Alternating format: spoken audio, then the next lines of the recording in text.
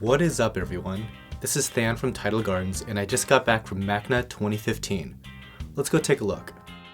MACNA this year was held in Washington, D.C. It's always a treat to see all the different displays in the exhibit hall.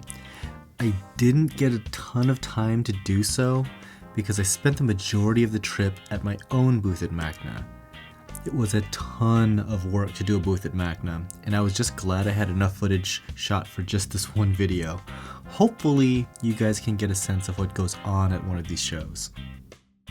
MACNA is one of the largest, if not the largest, saltwater aquarium show in the US, so it should come as no surprise that there are seemingly a million booths here. It's got a mix of equipment vendors showing their new gear, livestock vendors selling fish and corals, pretty much you name it. One thing I noticed this year versus last year is that there's a lot more jellyfish systems. There's still some booths selling small tabletop tanks, but at this show, there were a few places showcasing much larger tanks. Now, I still don't know a ton about keeping jellyfish, but I personally like the look of a large jellyfish tank versus the tiny ones.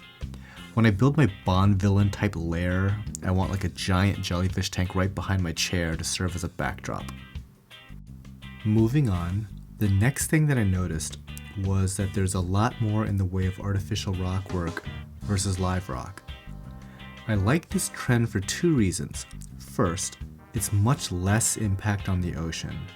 Second, I prefer using dry rock because you completely eliminate the risk of pests.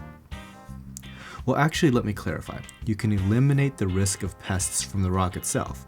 Chances are pests are going to come right on the coral or fish, so you have to kind of still be diligent about dipping and quarantine. There were a few custom tank builders at MACNA, but I was particularly taken by Aquavim's display. They had some curved glass aquariums on display, and the quality of the workmanship was outstanding. I expect these tanks to be like hella expensive, but I can totally envision having a few of these in the greenhouse. Okay, let's take a look now at some of the show tanks that really stood out to me. The first up is Eye-Catching Coral. They're a wholesaler from pretty much all over, but they made their name early on with their Australian corals. Their booth consisted of 4 themed display tanks, and the two that really stood out to me were the Acanthastria Tower and the Scalemia Tower. These corals are already some of the most colorful in the hobby today, and to see so many clustered together was quite a sight. The side 2 tanks had a variety of corals, but the rocks that really stuck out to me were the Rickordia Florida rocks. From what I understand, it's now very difficult to find Rickordia in the wild because of abnormally high heat in the water. Now, while lots of corals in the Caribbean were affected, the Rickordia were particularly hard hit. I know in the coming months, I'm going to be spending a lot of extra time trying to propagate the Rickordia that I have. Next up was a gigantic booth put together by MacSpect. They had a number of tanks set up to demonstrate all of their products, such as lighting and their gyre pumps. One tank in particular demonstrated the flow of water generated by 2 of these pumps. And I gotta say, I probably spent more time looking at this single tank than any other. Now, one of my friends whose tank I've showed a few times on this channel, Nathan, uses 2 of these pumps exclusively in his aquarium, well, aside from the return pump, and he's very happy with the results. I always like to give new products just a little bit of time to work out the kinks before I put them all over my greenhouse, but displays like this are encouraging. The real showstopper at this booth, however, was a gigantic 8-foot-long acrylic show tank that brings it all together.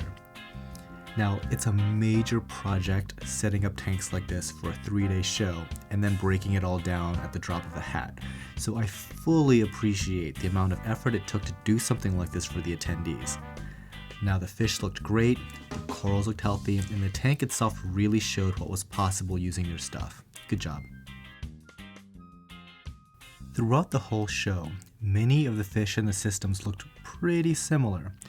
Now, most of them came from just a few breeders, one of which was Pro Aquatics, who had a really nice display themselves.